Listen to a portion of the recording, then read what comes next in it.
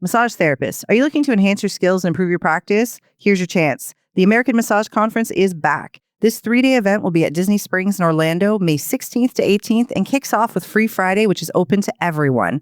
The weekend has over 20 educators offering approved continuing education and a tribute to the late, great Eric Dalton, as well as nightly cocktail receptions to network and unwind. Head over to massagetherapymedia.com/conferences to secure your pass and join us in connecting therapists globally.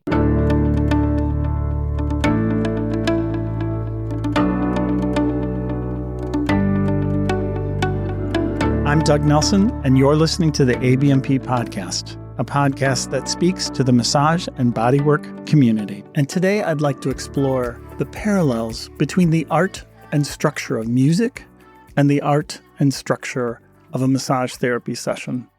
You know, this came about the other day. I had a new client, and when I came back in the room, she was just standing there with her mouth open and just kind of in surprise. And as I looked at her, what she said was, that wasn't just a massage. That wasn't just some form of therapy. It was an experience. It was like a piece of art. And I can't imagine explaining this to anybody else because it was such a rich and deep experience. I feel like I typically do after a meditation session where sounds are louder, colors are brighter, I'm more attuned to my senses, that sort of thing. And it was just such a lovely statement from her. And I thought about that a lot after she left, about the art of it all. And in anything like that, there's a structure to everything. So if you listen to a piece of music that you feel very moved by, in that same time, you can break that down and see its component parts and see the structure of it. Indeed, if you videotaped the work that I did, you would see that there are clear themes and patterns, rhythms, spaces, intensity variations, and all that could be chronicled. There's a structure to it all. And that's when I started thinking about the parallels between music and my own love and respect for the arts and massage, which, you know, in my mind, I'm always paralleling everything with that. Everything I come across, I clearly have spent most of my life in the clinic because that's what I think about. And whatever insights I have in other fields, I always draw back to that. So let's start. Maybe the first thing in massage therapy, just like in music, first, you have to have something to say, right? It's not just the notes on the page. You have to bring that to life. And you also have to have the skill set to make that happen. You know, in both cases, in anything like this, you have to have the fundamental skills to be able to, in essence, sing. As I've quoted many times, I love the Mary Poppins thing. If you want to learn to fly, you have to take off from something solid. And that solidity is all the work that we have done in our study of anatomy and functional anatomy and our palpation skills, soft skills, all of the things, all of the component parts that go into making a massage therapy session possible to be not just transactional, but transformational. I think that's incredibly important. And I think the arts teach us that. Whether it's the arts or athletics, I think you bring those same skills to the table, the discipline, the execution, and all for the purpose of doing what you love. And in our case, we get to do something that really does serve people in a tremendous way, oftentimes creating pain relief. So let's take some of these parallels and let me just take a few of them. First, volume. If I said, and I did actually hear the Chicago Symphony a while ago, if your first question was it really loud? I would think, what in the world, what kind of question is that, right? It's not about volume. There were times when I was watching the violin section and my seat was I think it was third or fourth row. So I'm closer than just about anybody in the auditorium. I could see the whole violin section playing. I could barely hear them. That's how soft they were. There were other times when the brass was playing, I thought I was going to be plastered to the back of my seat. So, you know, volume to music is like pressure to massage. It's not about the pressure itself. It's not about the volume itself. It's about the statement it's trying to make. And I always find this perplexing when people say, I like really heavy pressure, I like really light pressure. It's like saying, I only like music that's really loud. I only like music that's really soft. That just doesn't seem to make any sense to me. I think things should be loud when they need to be loud to make a statement, and things should be soft when they also need to make a statement, but in a different way.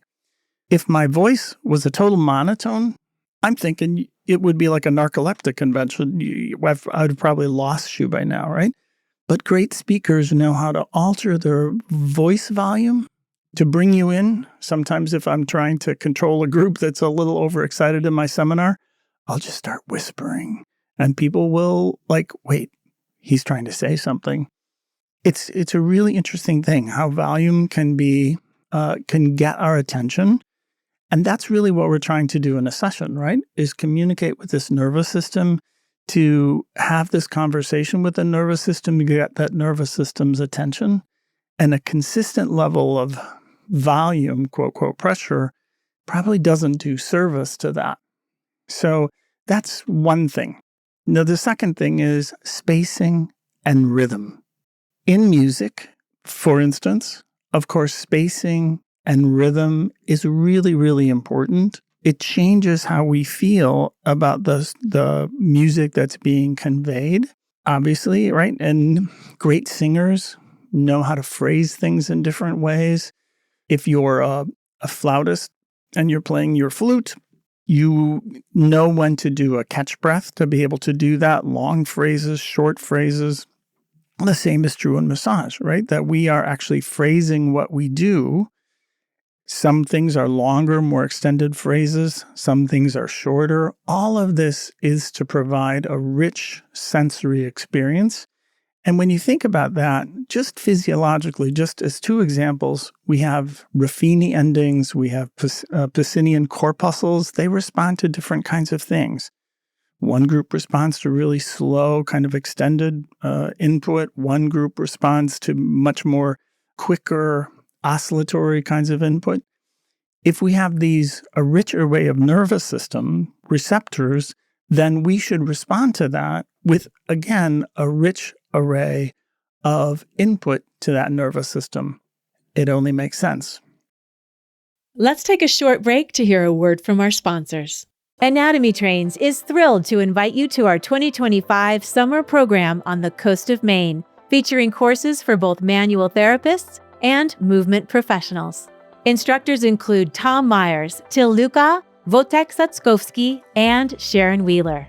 Come for the world-class education and stay for a vacation on one of the most beautiful coastlines in the country. Visit anatomytrains.com for details. Let's get back to our conversation. Now, phrasing, again, there's spacing and rhythm. Phrasing in some ways is a little bit different. In fact, if you don't mind, I'm going to pick up my cello and just play you one little line, one of which just kind of walking through the notes, and the other one with a little different phrasing, and see if you can hear the difference.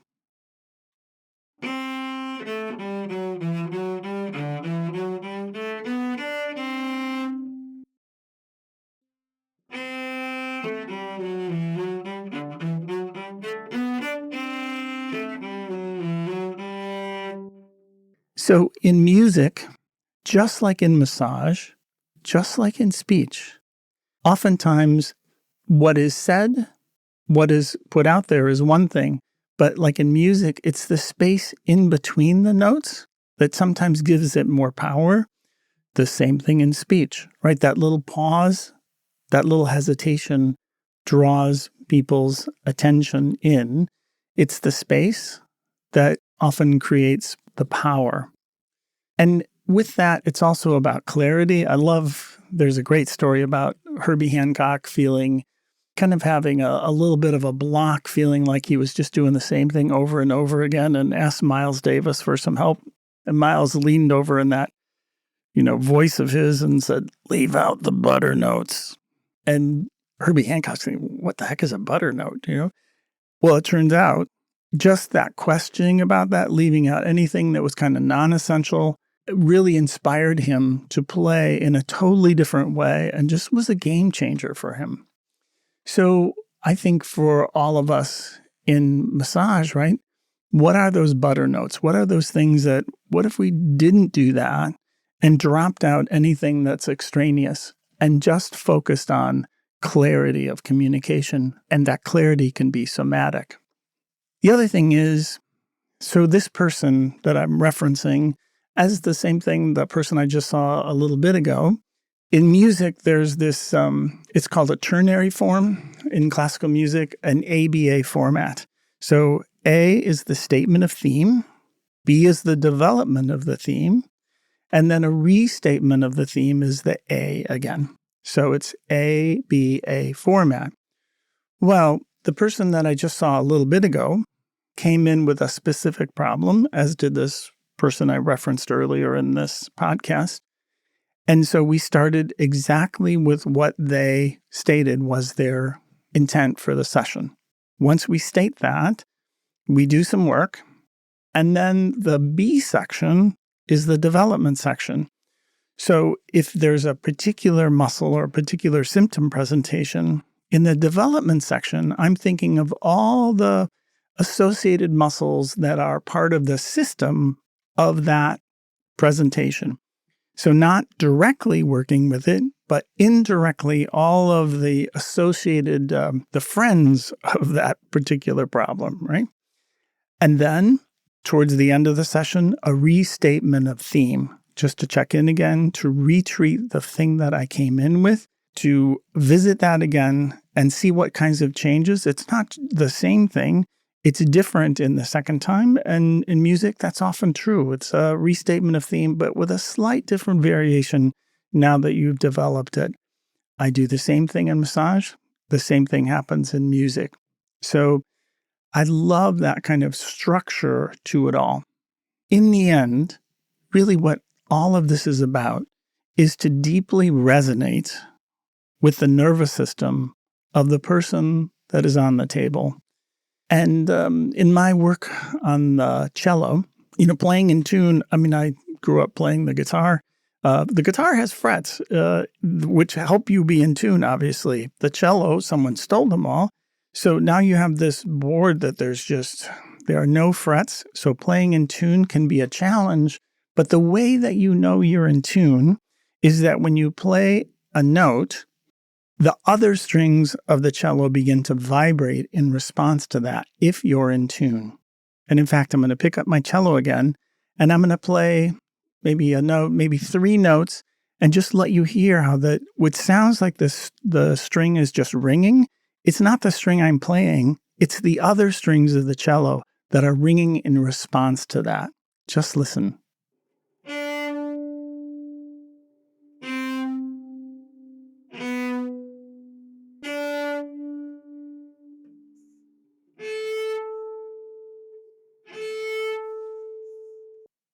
Isn't that cool? Now, when you think about it, this same thing happens when I'm on the table. In fact, when I was playing the cello the other night, just practicing, I thought, I spend most of my life looking for resonance in the sense that in the treatment table, I'm looking to see from that person's body, I'm looking the language that they're, speaking to me, the facial expressions, the response from their body, what they say. I'm looking to see, did the work I do deeply resonate with that person's nervous system, with who they are as a person? And I think all of us have been on the table when you felt that kind of deep resonance that was just way beyond the stated input, but it just reverberated through your whole nervous system. I'm sure you've had that experience. And nothing less than that, for me, is the goal. And it is one of the most exhilarating, fulfilling moments to know that that has happened. And it's, again, why we do all the work.